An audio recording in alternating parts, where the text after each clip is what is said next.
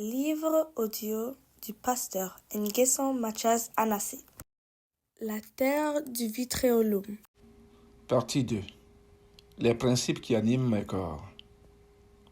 Je rappelle que ce livre traite de mon occupation par Christ qui dort en moi et qui doit se réveiller pour être le médecin de ma vie.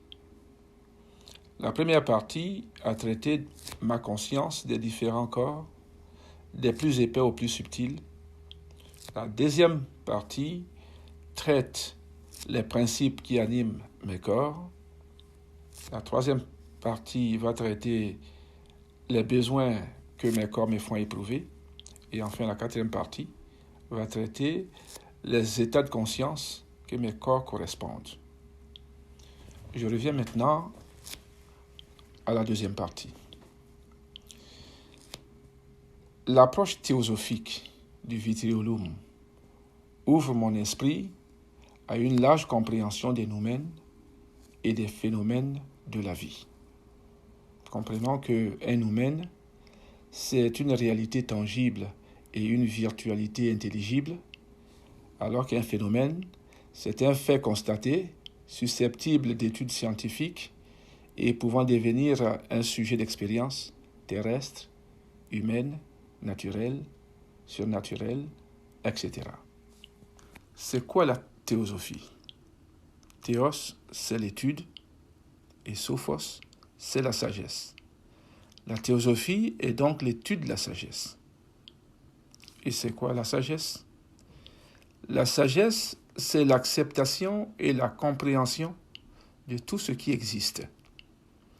Car on peut avoir beaucoup de connaissances, comme les théologiens, théos, étude, et logos, Dieu. Ceux qui étudient Dieu ont beaucoup de connaissances et peuvent entrer souvent dans le jugement. Le péché, le démon, le paradis, l'enfer, etc. sont des jugements. Mais celui qui est sage manifeste le non-jugement. Il accepte tout. Il comprend tout. Il observe et met chaque chose à sa place. Et c'est là que le véritable être de lumière commence à s'éveiller. Le sage, pour lui, tout ce qui a un nom existe certainement. Et Dieu lui donne un rôle à jouer dans le théâtre de l'univers ou une partition à jouer dans le concert des champs vibratoires. Il existe des populations subtiles dans tous les règnes de notre univers conscient. Il y a aussi des lois dans le champ, des lois dans le plan, des lois dans la dimension et des lois dans l'unicité de la matière.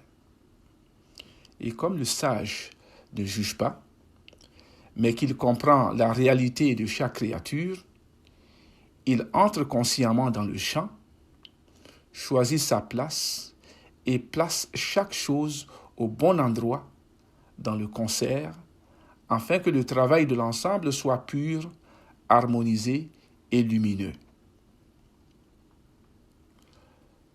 Le sage voit également l'univers comme un grand supermarché. Pour lui, l'univers est un grand supermarché où, règle numéro 1, on se promène pour choisir tout ce qu'on veut, tout ce qu'on a besoin. Par exemple, une bonne santé, un bon mariage, des enfants intelligents et bien éduqués, un bon emploi et bien rémunéré, etc. Nous pouvons donc tout avoir dans la vie, à la condition que, règle numéro 2, nous ne critiquons pas. Par exemple, je n'aime pas mon travail. Je suis très fatigué. Ma femme ou mon mari aiment trop les histoires. Les sorciers nous fatiguent trop dans la famille. Mes revenus sont insuffisants, etc. sont des critiques. Il faut éviter cela parce qu'il y a des spécialistes du comportement dans le supermarché qui captent nos champs vibratoires dans nos pensées, dans nos paroles et dans nos sentiments jusqu'à ce que nous enfreignions la première règle. Et c'est toujours la deuxième règle qui met fin à la première règle. Et quand la première vibration est remplacée par son opposé, la règle numéro 3 nous ramène en arrière en effaçant le chemin parcouru. Ce qui nous renvoie au point de départ et même plus loin en arrière. Par conséquent, règle numéro 4, 2 agents de sécurité du magasin viennent nous prendre par la taille pour nous jeter en dehors du magasin. C'est ainsi que notre vie redevient un éternel recommencement.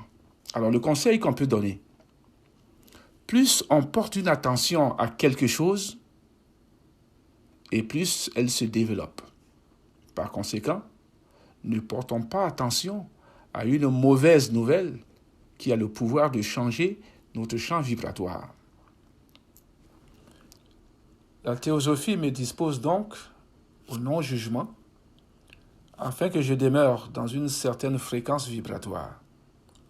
Quant au Vitriolum, il me fait entrer dans ma terre spirituelle pour étudier dans un premier temps les principes anatomiques et physiologiques, les principes biomécaniques de régulation et les principes énergétiques et spirituels qui vont m'aider à trouver Christ en tant que pierre théosophale qui est en moi pour qu'il soit le médecin de ma vie.